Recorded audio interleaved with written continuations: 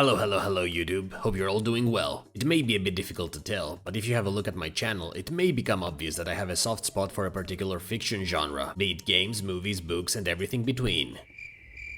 Horror. It's horror. I'm talking about horror. Now, while my love for all things scary is something I wear like a badge of honor, I thought it would be fun for me to share with you how this obsession began. A story that spans many eras, going all the way back to my childhood in the forgotten age of the 1990s. A time of trials and tribulations, but also great revelations in the field of video gaming, which is where the heart of this tale lies. Now, while I was a veritable nerd straight from the womb, gaming endlessly on my Sega Game Gear, Nintendo Game Boy, and SNES as a youngling, it wasn't until Christmas of 1995 that my third eye was opened after my parents got me the original PlayStation, an artifact so divine that it would define my life's experiences for decades to come and lead to me purchasing the PlayStation 2 several years later, which, to this day, I worship every solstice by sacrificing a goat to the altar I have created for it in my closet. It is with these two arcane consoles that my journey to horror began, and it has yet to end. Thus, I, Hontown, being of relatively sound mind and about average body, will present to you, in chronological order, the 8 games from my childhood that solidified horror as the go-to genre in everything for me. So for those of you that grew up in the 90s, prepare for an epic nostalgia trip. For the rest of you, watch and be enlightened. Before we jump into the games, I do need to get real with you for a moment. I'm currently gathering an army to venture out into space and discover new galaxies with, and I need your help to do that. So make sure to subscribe, because once we get to 1 billion subs, the Earth Defense Force will give us the spaceship we need to blast into the stars and explore the great unknown. Okay, with that being said, let's get inside my time machine and go way back when gaming still held wonders.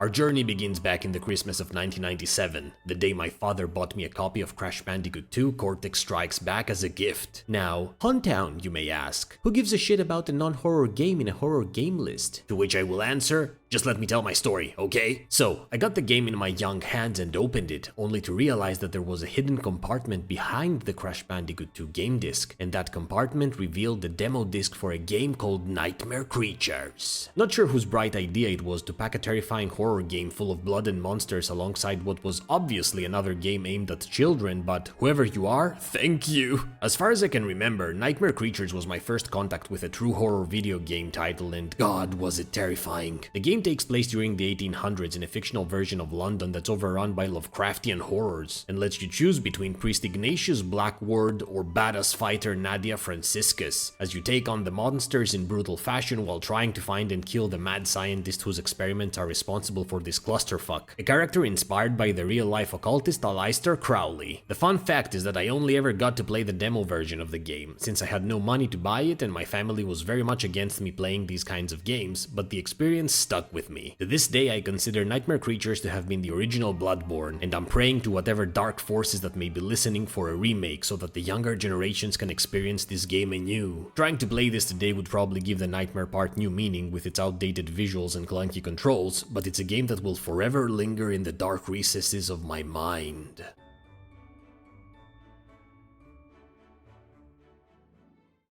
About a month after I had my innocent mind blown by Nightmare Creatures, I got my hands on a gaming magazine appropriately called Games. I still remember it had a huge image of Yoshi on its cover, but as I turned and stared at the second page, I was greeted by this!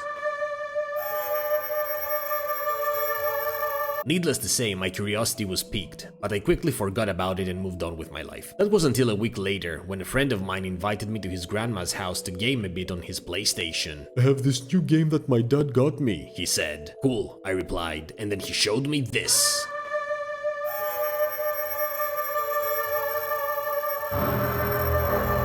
A few minutes later, we plopped the Leon disc in, and 10 minutes after that, we were hooked. From the awesome opening cutscene that featured graphics we could only dream of at the time, to the part where zombies burst through the glass and kill the gun store owner, Resident Evil 2 was a masterclass in building an atmosphere of dread, as well as the first horror game I played start to finish. The amount of work that had gone into this thing to really make you feel like you were trying to survive a zombie apocalypse was phenomenal. There's not much to say about its legacy that you don't already know, other than thank you, Shinji Mikami-san, for filling my childhood with the most wonderful of nightmares. There was an amazing remake that came out in 2019, but for me, the first time I heard Leon shout, "Hold your fire! I'm a human!" will never ever be replicated by any game ever. Now, as Resident Evil 2 had taken over my mind, I remember thinking, damn, a horror game with zombies that's so creative and original, what else are they gonna come up with? God! Fast forward a few months after my experience with Resident Evil 2, I got the latest issue of the PlayStation magazine, which I was buying monthly at the time, both because I wanted to stay up to date in gaming, but also because of the demo disc it featured. And in one such demo, I stumbled upon a game called Dino Crisis. Meh, might as well check it out, I said, and pressed X on my gamepad. 20 minutes later, I was staring at the screen with wide eyes, unable to believe that this demo had answered my initial question. Dinosaurs! I exclaimed. You replace zombies with dinosaurs. From the awesome red-haired protagonist Regina to some of the most amazing jump scares and, of course, the constant lingering horror of where the fuck is the T-Rex going to burst through next, Dino Crisis dared to ask, what if Resident Evil and Jurassic Park had a baby, and did an awesome job with the answer. Dino Crisis is definitely less known than Resident Evil, probably because of the shit show that was Dino Crisis 3, which took the series in space and did a bang-up job of it, but, and I know some people may give me shit about this, I still consider that I had much more fun with Dino Crisis 1 than I did with Resident Evil 2. There, I said it. Come at me with pitchforks and knives all you want, but that's my truth and I stand by it. I've no idea why Capcom hasn't remade the first game yet, but I'm hoping they do eventually, given the success their Resident Evil remakes have enjoyed. So, as politely as I can ask for it, please Capcom, for the love of dinosaurs, just do it! About a year after my experience with Dino Crisis, I was invited to another friend's house, not the same one with whom I played Resident Evil 2, I had more than one friend back then, okay? Since he had just purchased a Sega Dreamcast and wanted us to play together. When I got there, he showed me 3 games he had purchased with the console, and those were Sonic Adventure, Blue Stinger, and this. Given my history with Resident Evil, I obviously proposed we start with that one. If Resident Evil 2 had blown my mind, Code Veronica took my mind, gave it a wedgie and a wet willy, then took it out for a romantic dinner before sticking a bazooka in its face and blasting it with a large dose of holy shit for dessert. What you need to understand is that the Sega Dreamcast was essentially the first 6th generation console I had ever seen, making Code Veronica the first game for me to witness with the capabilities of such a console. From the unrealistically realistic graphics to the smooth animations, all the way to the choreography as Claire Redfield was dodging and kicking zombie dogs, Resident Evil Code Veronica was the coolest game I had ever seen in my life and had forever been branded in my brain as a benchmark on which I'd compare all other horror games from that point forward. Unfortunately, I did not get to finish the game on the Dreamcast since my friend played the rest on his own after our start together, but I did get it for the PS2 a couple of years later and experienced the whole thing start to finish, savoring every moment. There are also rumors of a remake floating about, so who knows, maybe we'll get to enjoy this masterpiece again sometime in the future.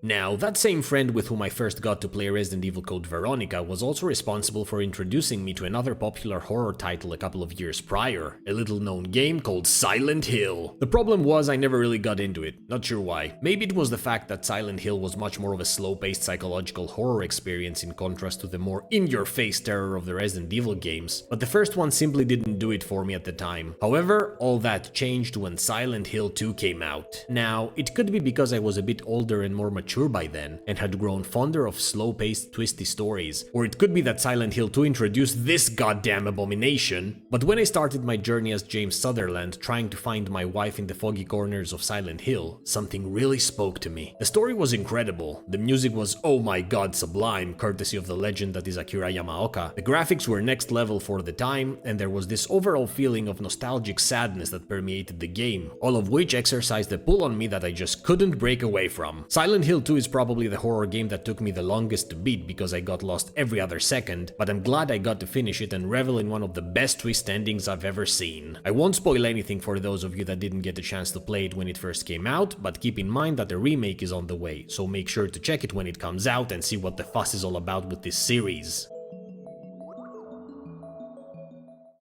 Growing up with a limited amount of money meant I had to find more cost-effective ways to play games, and no, I don't mean piracy, okay? I've never pirated a game in my life, obviously I'd never do that, I'm a very honorable man and my virtue cannot be contested. But what I did manage to find was a nice little video rental store in my neighborhood that had a surprisingly vibrant gaming section and allowed me to rent out games for a few days in exchange for a couple of bucks. And it was during one such excursion that my eyes fell upon this box art. At this point I should mention that back then, when I had all the time in the world, I was also a huge JRPG fan. You know, those games that took 300 hours for you just to finish the prologue. Anyway, the moment I saw the cover art, I knew I was most likely looking at a JRPG, so I picked it up and checked the back, which solidified my suspicions, but there was also something else there, something about the dark, almost gothic art that I didn't fully realize until later when I started playing the game, and that was the fact that this was the first horror JRPG I had ever come across. In an ocean of colorful titles with wholesome stories and moral protagonists, Shadow Hearts was a little sick and twisted gem with a dark story full of horrible monsters, deranged villains, and a unique combat system that made you feel like a UFC champion once you got the hang of it. There are two things that remain vibrant in my mind about this game. One was the fact that you would get to experience many little horror stories while playing, since every place you visited was plagued by a number of increasingly disturbing situations and you would end up having to investigate to get to the bottom of things. The other thing is its main villain, Roger Bacon, one of the coolest characters to ever grace a video game and the reason why I still love including evil gentlemen with noble attire in many of the horror stories that I write. There were more games that came out in the series afterwards, but none of them maintained the horror aspect of the first Shadow Hearts, a JRPG that deserved much more recognition than it ended up getting.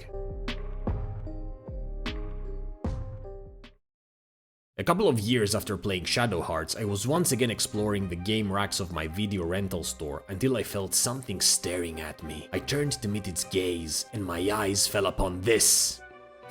That looks interesting, I said as I grabbed the box and turned it around to see what the game was all about, and a smile began creeping across my face as I realized that I was holding in my hands a game about a bunch of teenagers who get trapped in their high school and have to survive against a bunch of monsters as they search for a missing friend of theirs. Being a huge fan of classic horror movies like The Faculty, this premise resonated with me to my heart of hearts, and the discovery was made even better by the fact that the whole game could be played cooperatively with someone else, and in my case, that was my younger cousin with whom I essentially grew up gaming. Out of all the games in this list, this will forever be my darling, since it captured the atmosphere of classic teen slashers to such a wonderful degree that when the second one came out, I immediately purchased it without even checking any reviews and once again played through it with my cousin, enjoying every second of it. I loved both games, but the first one gets extra credit for featuring a song by Sum 41 at the beginning, which really set the stage for the kind of campiness the story was going for, and it nailed it. If there's a god out there, if justice does indeed always prevail in this dark world of ours, then at some point in the future someone will make an Obscure 3 and then I will cry tears of joy as I play through it cooperatively with my cousin.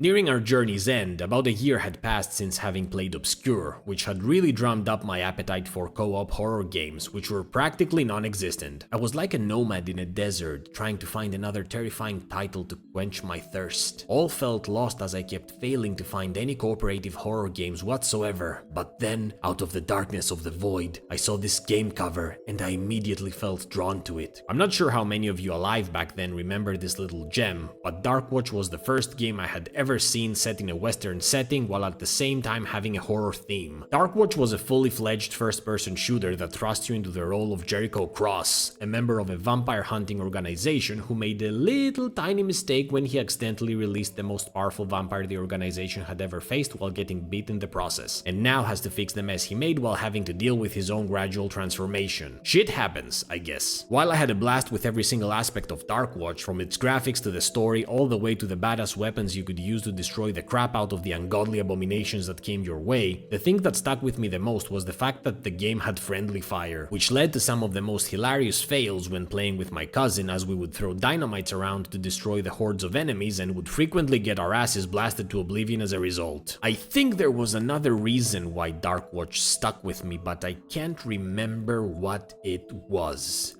What was it? Damn it, it's right here at the tip of my tongue, but I just can't put my finger on it. What was it? Oh well, it will come to me.